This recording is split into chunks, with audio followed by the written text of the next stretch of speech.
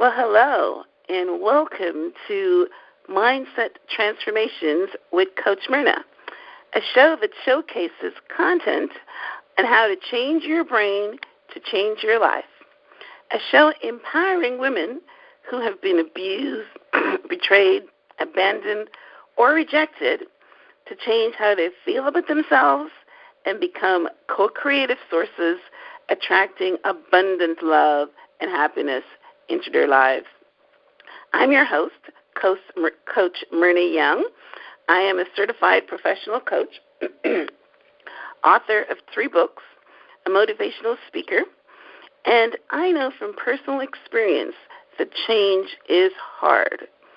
In my book, Out of the Snares, a story of hope and encouragement, I share my journey of poverty and child abuse, betrayal and disappointment, and how I turned all that around to live an abundant life.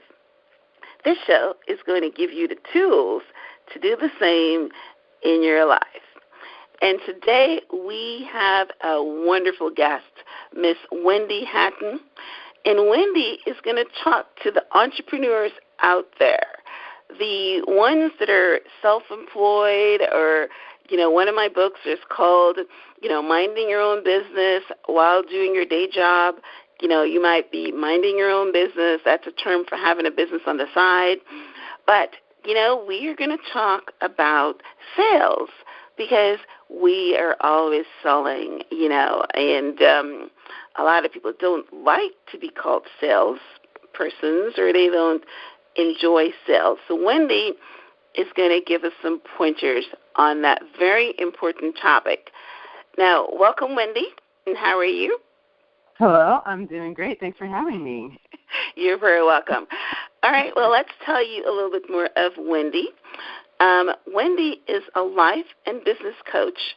She's a sales trainer and speaker with the Eric Loft Home International. That is a multi-million-dollar global sales training organization that has trained thousands of business owners and entrepreneurs to increase their sales results. Wendi has been the co-host of a weekly blog talk radio show called Sky's the Limit Radio since October of 2012. She interviews coaches specializing in a variety of life and business transforming areas. This platform has been instrumental in allowing coaches to share their message with the world.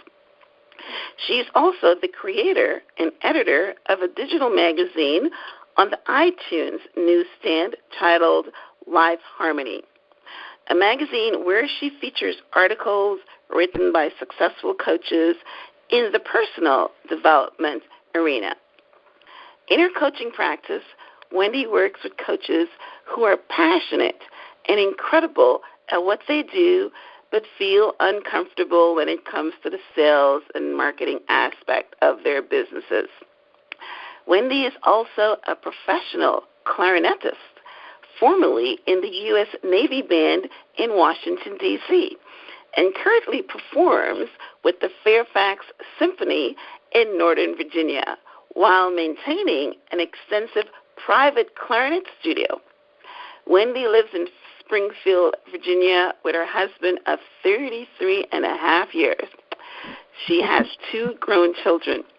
Now, Wendi, what an awesome bio. I mean, you do everything. I mean, you can coach not only on sales, but you can coach in marriage, you can coach in music, you have magazines, you can tell people how to get the written word out. So I love an all-rounded woman. Welcome. Well, I've been around for a while, so I've had time to do a lot of stuff. Well, don't make yourself sound so ancient.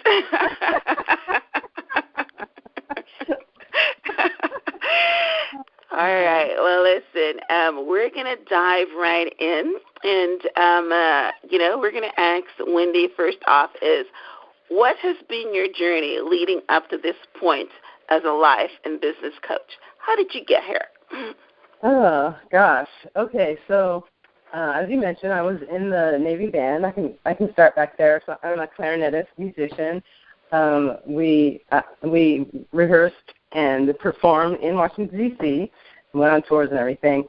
But then I retired. I took the early retirement and knew we were going to still be staying in the D.C. area, but I knew that I needed to still make some kind of income because retired pay isn't enough for the D.C. area. So the first thing I thought of that I could do would be to start a private clarinet studio. So where kids would come to my house, and or I would go to a school and teach lessons. But then I was thinking I just didn't really want to do that for the rest of my life after a few years. And that's when I discovered coaching, when I had a coach for particular certain areas in my life. One in particular was health and weight loss, and it was such a transformational experience. I was thinking, wow, this coaching thing, this is really good. I'm going to look into this because it seems like it would be something that I could be passionate about. So I took a course for a year, a coaching course, and learned all the coaching techniques, and that particular course was geared towards health. But they said that you didn't have to become a health coach at all. You can do any niche you want because you're learning all the coaching techniques. So after I graduated, that's what I started out with, health coaching. So I had some clients helping them lose weight and everything. But at the same time, I had this clarinet studio that I was running at the same time. And I remember when I first started there, I was really struggling trying to find clients or students, getting the word out, and it took a couple of years before I was satisfied with the load of students I had.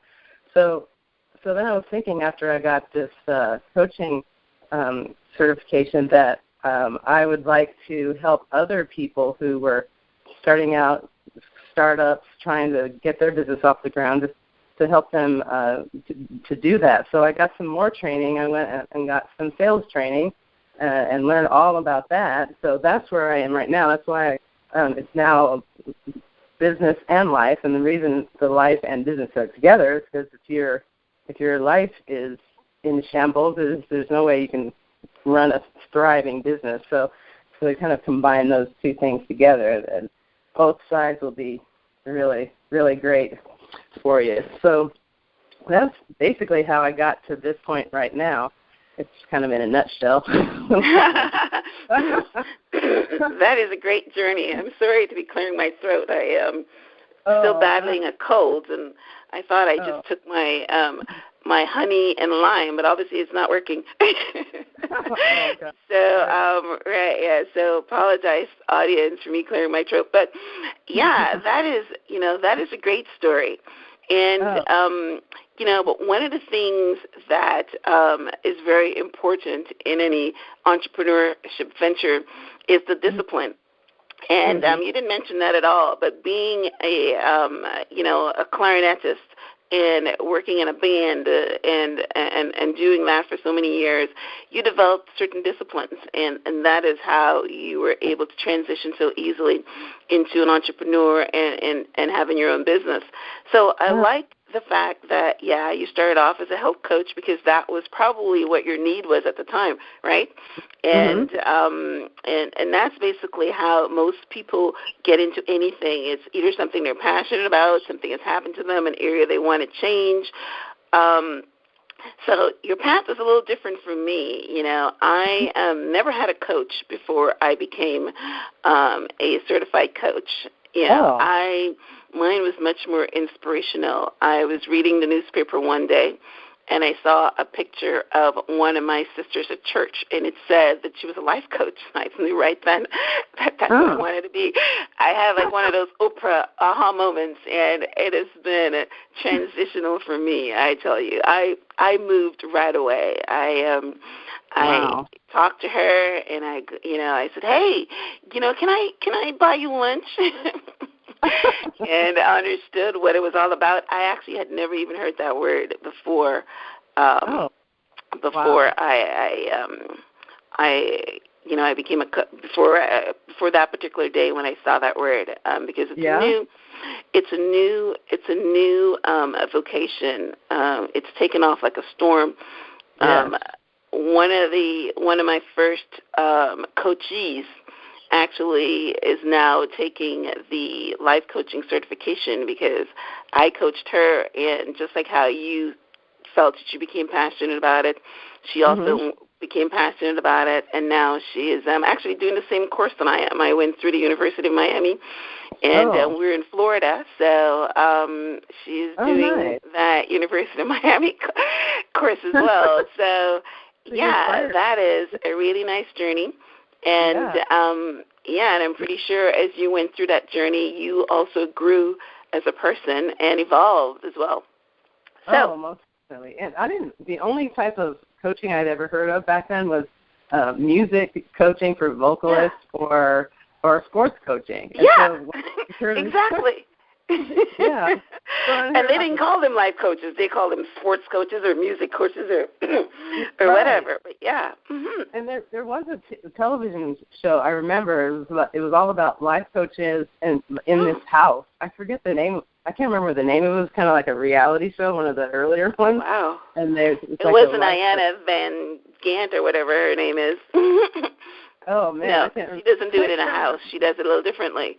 But so these people go in there and move in there for like a couple of months, and they get coached by this life coach. And that was my very first exposure to life coaching. It was totally in a different world for me. So I should look that up. Because, everything is on YouTube. So I should look that up. I would be interesting to see their format. That would be great. Well, I'm not sure if they're currently on right now, but they No, but I'm saying that's what I said. I can look it up on YouTube. I'll search for it. Yeah, you don't remember the name of it, huh? I don't remember. Something like Starting Over. It might be Starting Over. It could be. Okay. That sounds like a good name. Right. Yeah, okay. At the time, I didn't at once think, I could do that. I guess I wasn't in the right place at the time. It wasn't in the right time in my life to think about it. And now look at me. Like I told you, you're right. You have to be in the right place and time. I mean, I'm pretty sure that God didn't have me see that life coaching person until I was ready to move. Because you're right. If it come, several years earlier, I would have just bypassed it. I would say, that's one of my church sisters, and that would have been the end of it. Right. It has to be at the right time. Right. Exactly. Mm-hmm. Awesome. Well, I'm interested in something else that's in your bio. You were hosting the show like mine, called The Sky's the Limit, the radio blog talk show. What was your motivation for doing that? Well, there's three of us. There are three co-hosts that do it, and the three of us met each other in our health coaching course. And at the time, we'd heard from somebody else that had a blog talk radio show, and we were thinking, wow, that would be kind of interesting, because they're saying it's a great way to just position yourself as an expert, and you get yourself out there, and then you just build the confidence. And the three of us were thinking, I don't know, we'll just try it, we'll practice it. So we did open an account and just did the three of us. We interviewed just the three of us, and we sort of talked about our own stories and everything. And then we said, okay, now what? Now what do we do? So we thought, wow. So coaching just for the general public isn't quite as familiar. So I think what we were going to do is we're going to interview other coaches with their expertise and just ask them questions about what they do and how they help people. And so we just started with interviewing people in our class. And then after that, we went through there and we did it there was a weekly show for 30 minutes. And so in the meantime, I had started taking these other courses like marketing, sales coaches, classes, and then they would all have Facebook groups in it. So I would periodically post an invitation after I got permission from the organizer to say, we're looking for some speakers or some people to be featured on a radio station. radio show, and if anybody's interested, let me know. And it was like so many people were, yes, I want to do that. Yeah. And that's who wouldn't, right? So that is awesome. Okay, so that means you open it up to everybody, I'm assuming, not only just coaches. No, actually just coaches. We actually have them fill an application to give us information, because we're just our whole focus is helping coaches get the word out and also helping the general public just learn more about coaching itself so they can be more educated. Mm-hmm. So we turned it into something pretty big. It was like 4 years ago when we started, and now we're booked all the way into April. So it's like it's very wow. It's so beautiful when you're helping other people, and your passion is just helping and not monetization, because I know you told me that it's still a free service that you offer. So that is good. You'll be getting your blessings through that. Right. Okay. We get other bits of value, like getting to know these people and collaborating. And like just the way that I met you was because you saw on my LinkedIn that I had I was a co-host, radio host. Yeah. So yeah. Yeah. I mean, mm-hmm. Yeah. Whether it's Twitter, whether it's LinkedIn, whether it's Facebook, social media. It's all about connecting, right? That is true. That's true. That's awesome. All right. Yeah. Well, we are going to take a short break, and we will be right back. All right.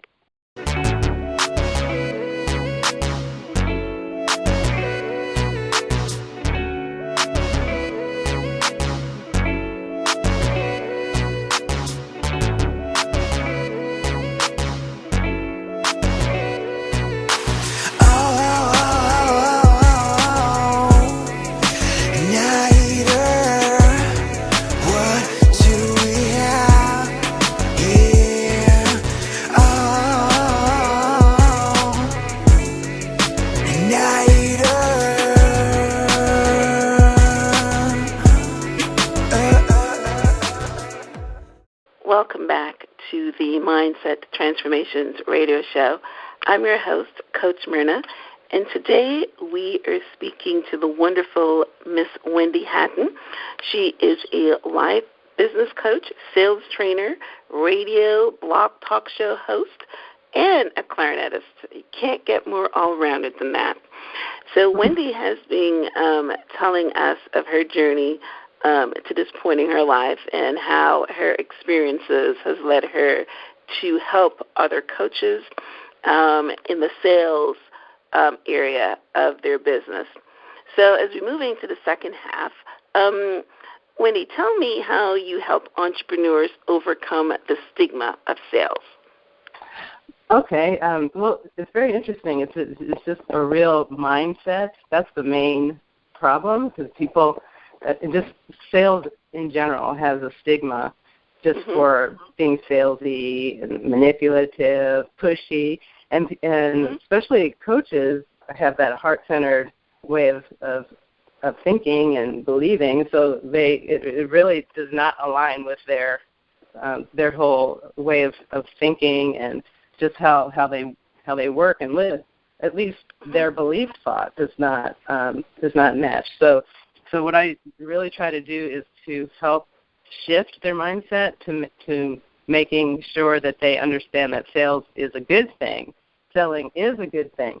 And so I've come up with an acronym that sort of helps people understand that sales is not a bad thing. And so I thought of this maybe a few months ago, and it seems to really be helpful for people. So if you think of sales, the word sales in an acronym, SALES, and so I put it into a sentence, and the sentence is serve and listen every step. So no part of that sentence has anything to do with being pushy or salesy or manipulative. So I just have them write serve and listen every step with, the S, the A, the L, E, F down the line.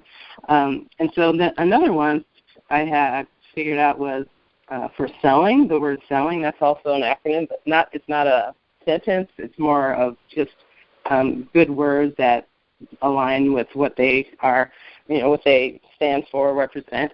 So S would be share, E would be empower, L would be lead, love would be the next one, and then I, inspire, N, nurture, and G, grow. So share, empower, lead, love, inspire, nurture, and grow. And so I just show that, like when they opt in for my newsletter or for my e-course, that's the first email that comes out. It has those acronyms, and it's showing them to think about it that way rather than the other way where you're thinking that you don't want to be salesy or manipulative. So you won't think that if you can sort of ingrain that in your brain.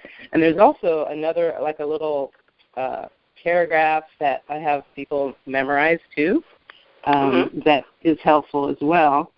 And what it is, it says, selling equals service, sell from honesty, integrity, and compassion. It's not about a hard sell, it's about a heart sell. Selling is about leading, selling is about education, and selling is about moving people to action. So that those lines are very helpful. And at the end of the show, I'm going to have a little exercise for people to sort of help them ingrain that into their brain so that they will not feel resistance towards sales. You said that you're in the sales as well. Does that sound like something that? Yeah, I love it when as the host of the show, I select the people that come on the show, and those times it's really I'm always amazed how we're so in sync and aligned, and it makes me feel pretty good. But at the end of my show, I always leave a leave behind, and you will see that my leave behind almost directly mirrors what you just said. So I'm not going to go into it right now. Okay. But it's awesome. It is incredibly in sync with, overcoming the stigma of sales. It's true. So that's awesome. I always like that. I always look to the universe for confirmation of things, and that was awesome. Okay, good. So, both of us is going to, transition to something at the end of our show. So that was pretty good, audience. So stay tuned. Don't go anywhere.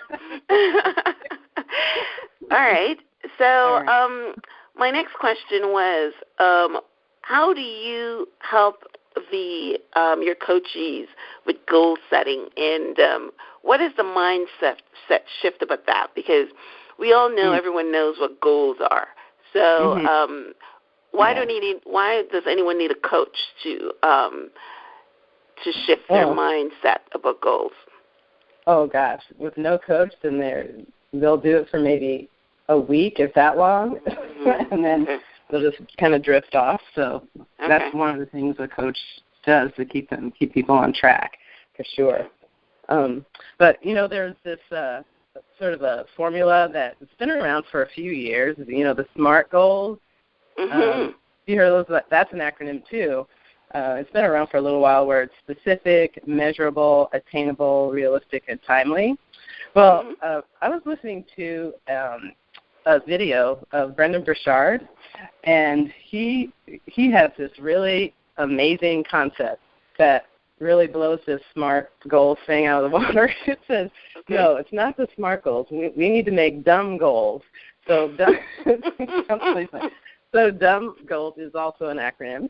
And so you want to be able to dream big, and that, like, the SMART goals are for like individual little tasks and checks lists and spreadsheets and things like that, kind of left brain stuff.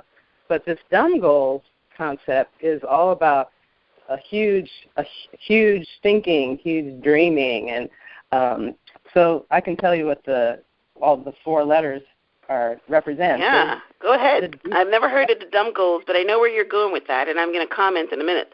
But okay. Go ahead. What's the acronym for it? So the D stands for dream or destiny driven. So you just think really big.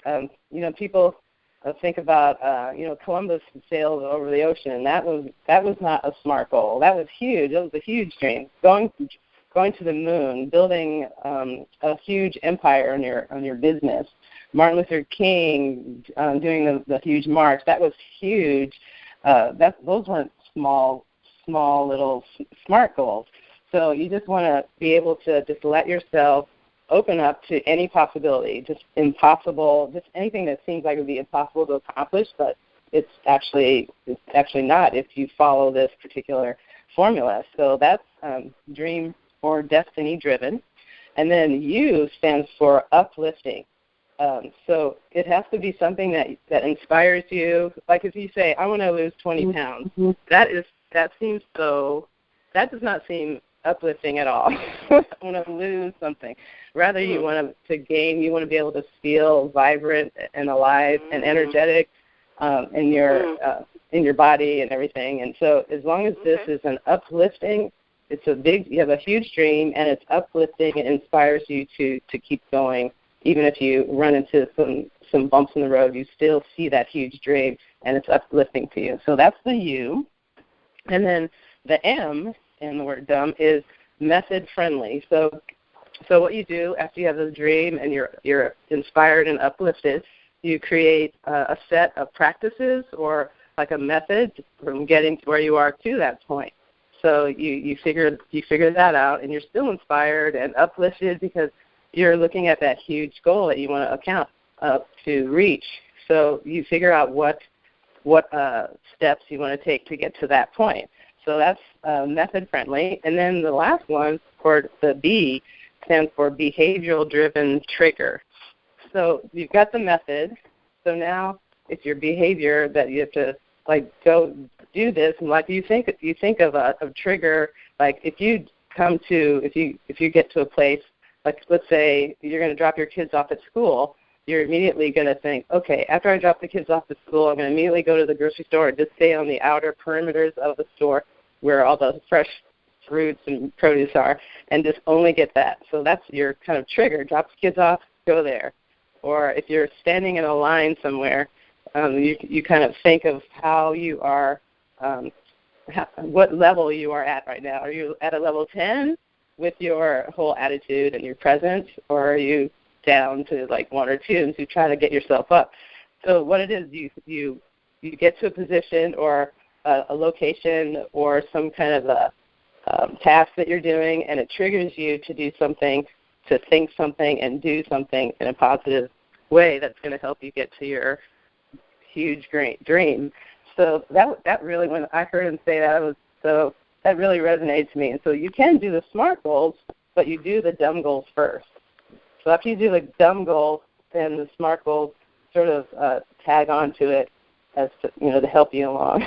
So that's pretty much first dumb goals and then SMART goals. Wow. I'm really enjoying our conversation. You're giving a lot of content and some really good information. I love it. Now, let me comment on this. Now, when I was a salesperson, working for a company, my boss would always tell me that I have to have a SMART goal. For instance, when I'm giving him my projection or my sales projection, he's telling you can't go up and say, okay, I'm going to sell $1 million in 6 months or something. So it definitely has to be realistic. It needs to be specific. So if I go to him and I tell him I'm going to spend $1 million, he's going to ask me for the specific how exactly you're going to do that. How are you going to measure your progress to getting this goal? How many calls you're going to make a week? How many appointments you're going to set, right? Attainable. Is it attainable? Can you get to $1 million in 6 months? Yeah, if it drops out of the sky, which is where the realistic part comes in. And then timely. Okay, I already put a time right in the beginning, but I'm going to have to tell him when I'm going to do that. In the sales world, it's always an annual goal. They measure you. They give you an annual quota, and then it's always measurable. So I learned of the SMART goals. And then I was watching Will Smith. There's several people that I admire in this world, and Will Smith is one of them. And he is also an inspirational speaker and motivator. And one of the first things that he did to bust that SMART goals is to say that your goals should not be realistic. And I believe in that wholeheartedly. But, I mean, again, our audience is going to you always have to take, like, for instance, when a pastor is preaching, everybody in the congregation is going to receive his message depending on where they are in life, according to their needs, right, according to their station. So, for everybody that's listening, a SMART goal might work for you, or maybe a dumb goal might work for you. You can't go into your boss and tell him an unrealistic goal. But as an entrepreneur, as a coach, which is our audience that we're talking to in this very conference here, dream big.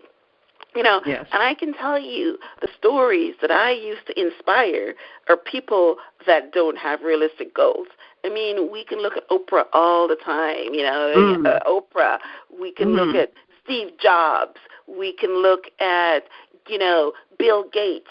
We can look at everybody that we know that's been poor, dirt poor. I watched an episode of an old episode of Oprah the other day where she was interviewing J.K. Rowling. I mean, a billionaire author, the very first, the only, you know what I mean? So you sit down and you write a book or a series of books and, you don't sell one copy or you sell a couple, you know what I mean? And or you become a billionaire. So realistic goals. You dream big. So I totally agree with. Who was the person again? I didn't get the person that talked about this dumb goal. What's his name? Oh, Brendan Burchard. Brendan Burchard. Okay. I've never heard of him. Okay, so that's pretty good. So I absolutely love it. Now, dream big is definitely big. If you're an entrepreneur, if you want to become a millionaire, if you want to have your own talk show host and become the next Oprah, which is me. Oh, cool. That's cool. Great. And and I also like the part about the uplifting and inspires. You're right. Again, we can take something from Tony Robbins that said that one of his main lines is that people move towards pleasure and away from pain. So you're right. Losing 20 pounds is painful. So you're not going to want to do it. But if you think of what you're going to get, how you're going to look in your clothes, how maybe you can, whatever inspires you, right? So that's definitely one way of looking at it. And as coaches, we all know that creating a practical plan, which is my buzzword for method-friendly, create a practical plan. When I say practical, it has to be practical. Even though we're dreaming big, you need to get a practical plan in order to get there, unless you're going to, hope that supernatural powers help you to get there. And it does, belief and prayer and God and all of that, but you still set your practical plan. And, behavioral driven, I mean, I really haven't, studied what that means, but triggers, we all know, are like anchors. So, set up your anchors, set up your triggers. So, this is really good information. This is really good conversation. So, thank you for great content. Love it, love it, love it. You're welcome. All right. Now, before we go on our break, let me ask you one other question. As a clarinetist, how does being a musician helps you to incorporate your coaching skills into your music? I mean, your coaching skills in music, your what's the word I used earlier? Discipline as being a musician into your coaching practice. That's probably the better way to ask it. Go ahead. Oh, yes. I think the main thing is listening. I remember because you really listen, you have to listen, going through music school and everything, you have to learn the different intervals or spaces between notes and be able to write them down and taking dictation. So my listening skills were really developed way before I even knew anything about coaching. And then when I started learning about coaching, and listening is one of the main the main skills that you need to develop. That was a no-brainer for me. I'm really able to do that a lot, very well. And then as far as my coaching within the music arena, for instance, the symphony that I'm in right now is struggling financially. And at the beginning of the season, they asked everyone to fill out a survey. At the end of the survey, they said, so what else do you do besides your music? And so I said, I'm a business coach. So the people, the powers that be, saw that, and they contacted me, and they said, so we see that you're also a business coach. We're kind of struggling. Is there some way that you can help us? I said, yeah. So that's nice. There is, actually. So it's essentially a nonprofit organization, an orchestra is.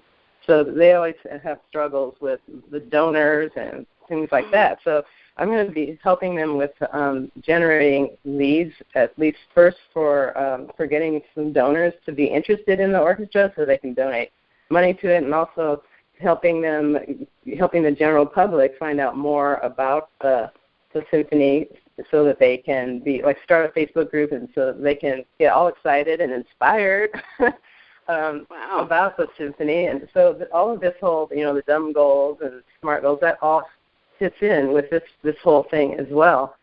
So they're all excited. We just started talking about this maybe a few weeks ago, and so the top guy, the executive director, he says, well, we have to talk so that you can help this orchestra before it goes down. So I'm really excited to be able to help them, because I perform in it, and music is part of me. So if I can help my orchestra rise up, then there are a ton of other orchestras that are also struggling. So this might be a new niche for me as well. As far as you took the words out of my mouth. Not fair.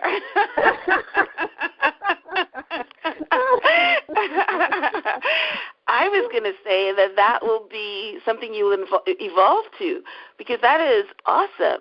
I've had guests on my show that the nonprofit segment, because, as a nonprofit or business, you are trying to sell, getting sponsorship and getting donors and things like that. So it is a totally new niche, and anything you learn, you can teach. That's the purpose of learning it. So that is awesome. Yeah. I think I'm going to have my symphony be sort of the guinea pig, and then just see how well it goes. And then if it's really, really successful, and say, look what I was able to do to this orchestra, I can do the same thing to yours, or something like that. Yeah, that is absolutely phenomenal. All right, well, we are going to take another quick station break, and we will be right back with Miss Wendi Hatton. Right back.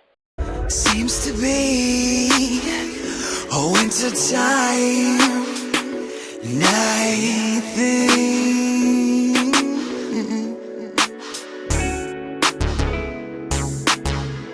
Blowing up my phone when she's ready.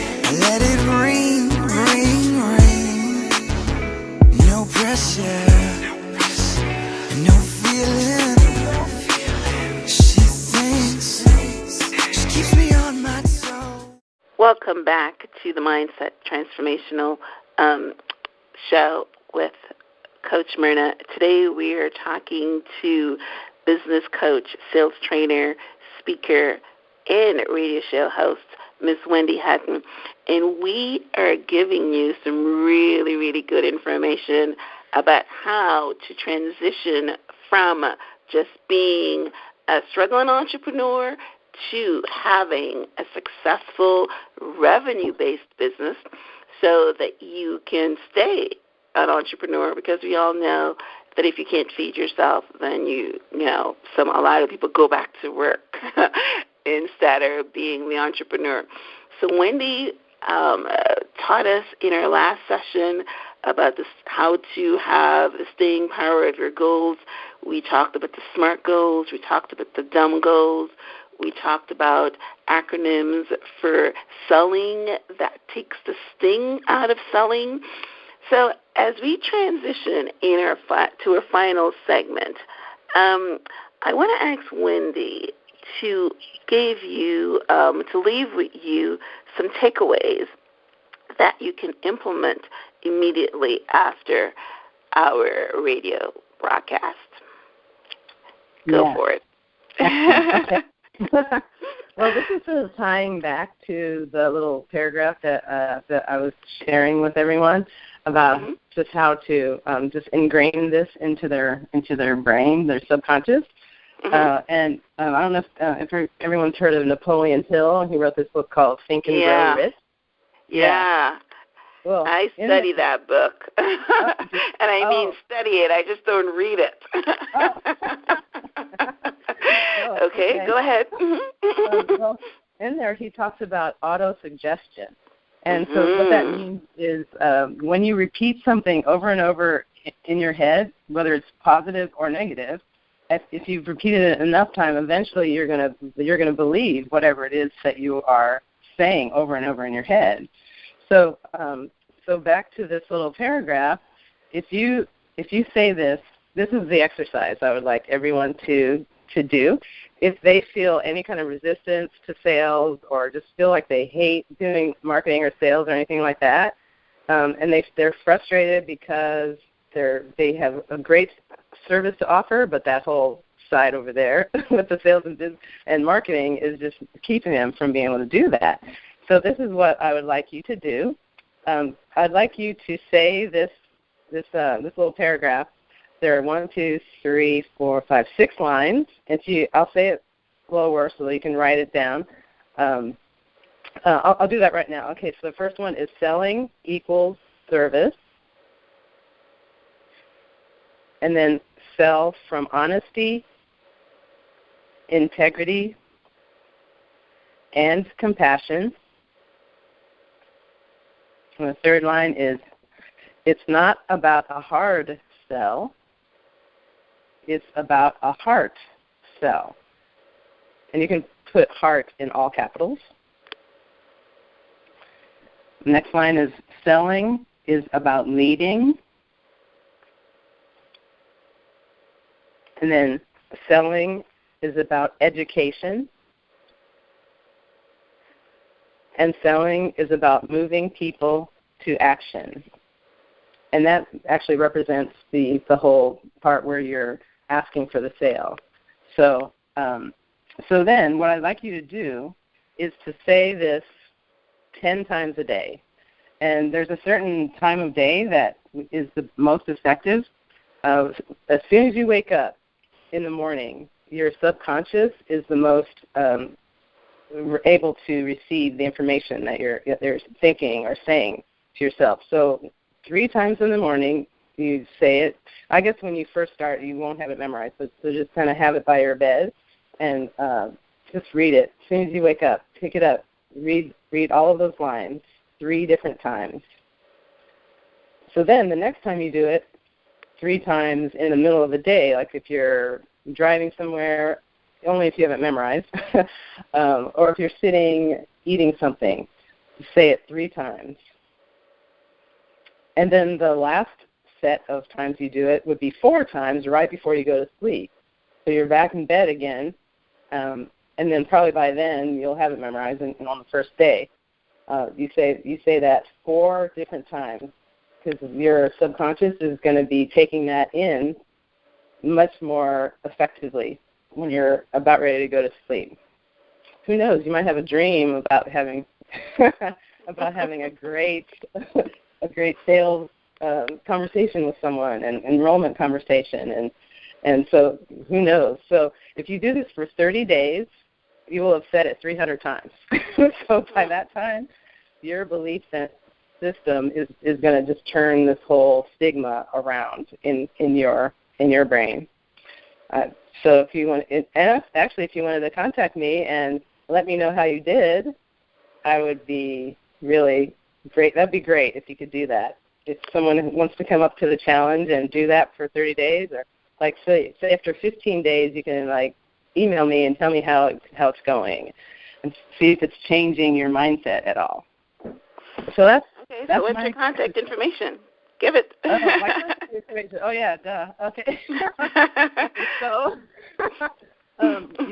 you can email me at Wendi Hatton, so that's WendiHatton @gmail.com. I have several others, but that one's the easiest one to remember. Do you have a website? Yes, WendiHattonCoaching.com. So WendiHatton coaching.com. And when you go there, there's an opportunity to register for my Get Clients Now e-course. So you sign up for it, you get a special report about 5 ways that will help you attract all the clients that you want. And then you'll get periodic emails that will help you with just going through the process. You have little exercises and things. And the very first email you'll get will be the acronyms that I've talked about earlier. So that would be a great thing if you wanted to do that. That is awesome. Your show keeps getting better and better and better. I love Asa's suggestion. I actually work it myself because one of the things that Think and Grow Rich, the book was really about thinking yourself to be rich. So the awesome suggestions that I work with are, the amount of money you want to get and when, that kind of thing. So I've worked on auto suggestions for that part of it. But, if you want to change your mindset, one of the ways to do it is to exactly how you have taught us here by moving, by repeating things and actually believing it as well. And,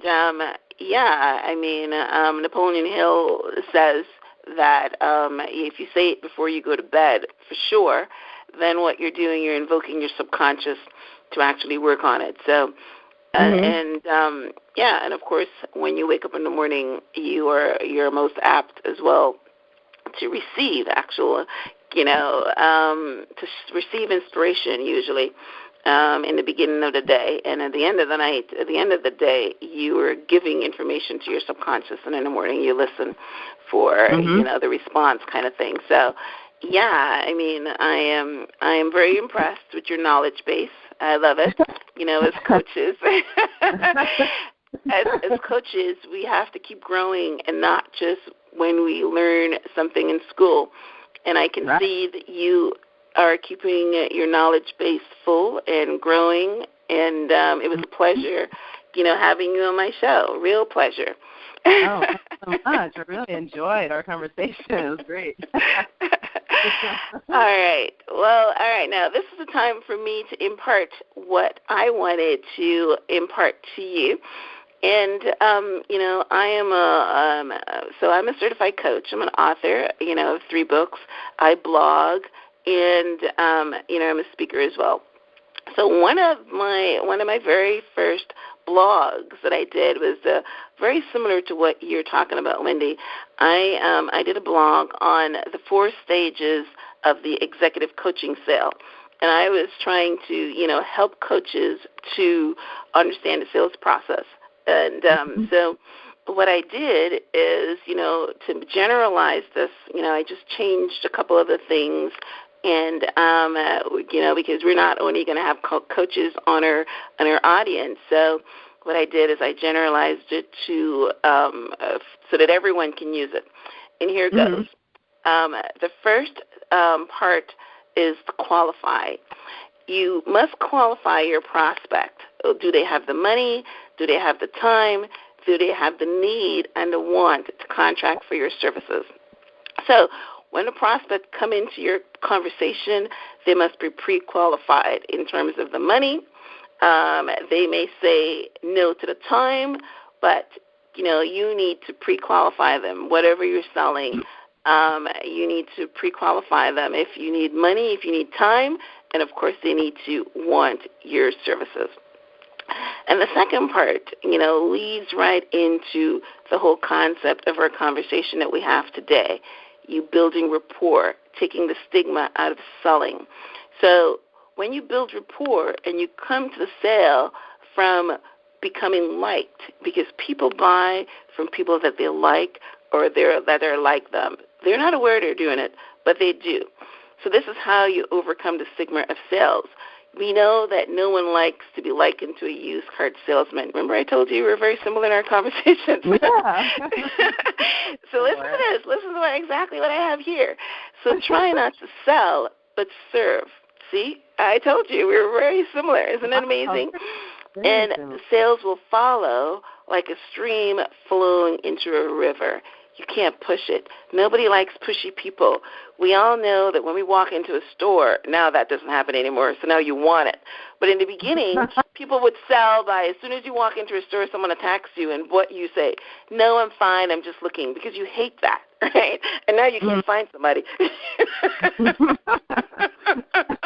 They don't do that anymore. So when you meet a prospect for the first time, it's important to find common ground. Build that rapport. If you're meeting that person in person, you can find some common ground by looking at photographs on their walls or offices, certifications from school, their awards, the charity they support, their designer shoes, bag, anything to find common ground. You know, right now, Wendi probably thinks we're best friends because we have a lot of common ground, and I have told her our common ground. So she likes me, right, Wendi? I do like you. It was all a ploy. Not true. Again, you always have to be genuine because people can see right through it when you're a fake. So if you're not meeting with someone over, in person, then you should Google them. Being prepared is very important. Yeah, if you are going to be meeting a client, check out their Facebook page. Go online on LinkedIn and check out who they are so you can build that rapport. Right. The third stage is something that they didn't teach me when I was in sales training class, but as a coach and a speaker and understanding how everybody sells now, we now sell by telling a story, which is why I always start off my shows by telling a story of your journey, because it's very important to connect, your experiences to where you are right now. So tell a story of your product or service and how it helped someone, what life experiences led you to your current vocation. As life coaches, or even as sales coaches, I'm pretty sure you have several stories. You just told me one regarding your symphony, right? Okay, right. After you have gone through the whole process, that will be a story. How they were struggling, how they asked you to be their business coach, and what your results were. So you tell that story, and, it's very important to do. It not only, showcases your expertise, but it also makes people feel connected to you. And everybody now is telling a story. It's incredibly important now in the sales process. Yeah. And then the close, right? If you follow the first three stages of the cycle, then you can make an assumptive close. An assumptive close would be what day or time works best for you if you're a coach.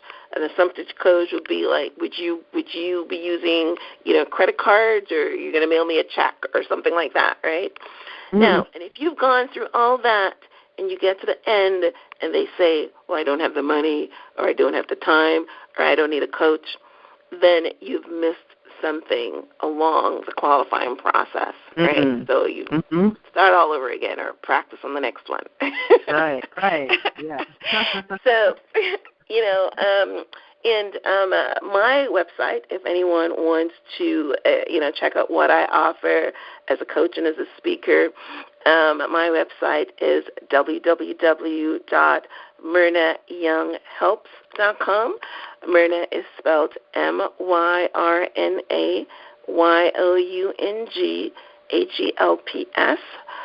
I also have a copy of all our pre-recorded shows on my YouTube channel, and just look for My Helps, MYHELPS, or even Coach Myrna, and it should bring you in to my YouTube channel. So if you missed our recording times, which is every Wednesday between 5 and 6, then you can check them out on my YouTube channel. Like I said, Wendi, this has been a blast. It's a very enjoyable conversation. Thank you so much.